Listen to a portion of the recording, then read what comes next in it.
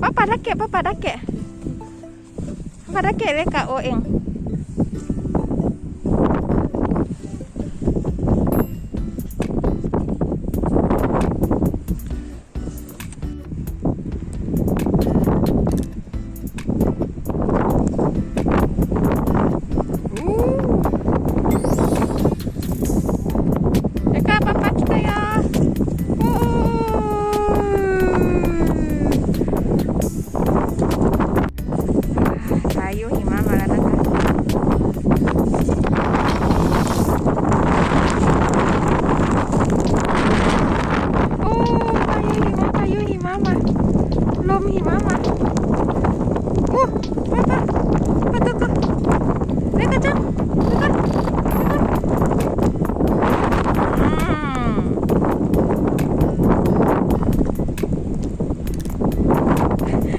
すっごい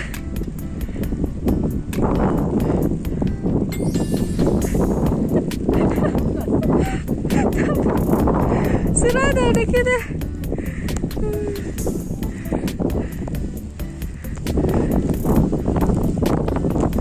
ทำไมหิมะมันแรงจังเลยหิมะมันแรงจังเลยโอ้เอ๊ะก็มันลมมันแรงอย่างนี้หรอ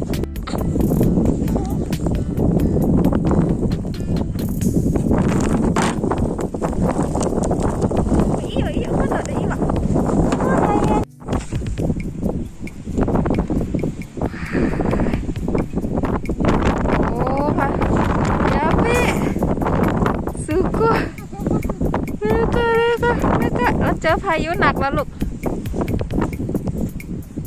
โอ้ป้าจะเล่น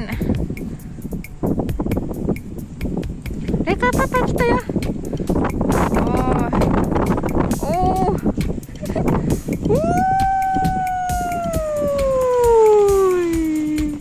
เด็กยะหรือเอาไหมยะหรือตอนออกมานี่คือหิมะโกหกนะคะหิมะบอกว่าโอเคมาเลยค่ะหิมะบอกว่าหิมะมันหยุดตกแล้วพอออกมาหิมะทั้งลมทั้งหิมะเลย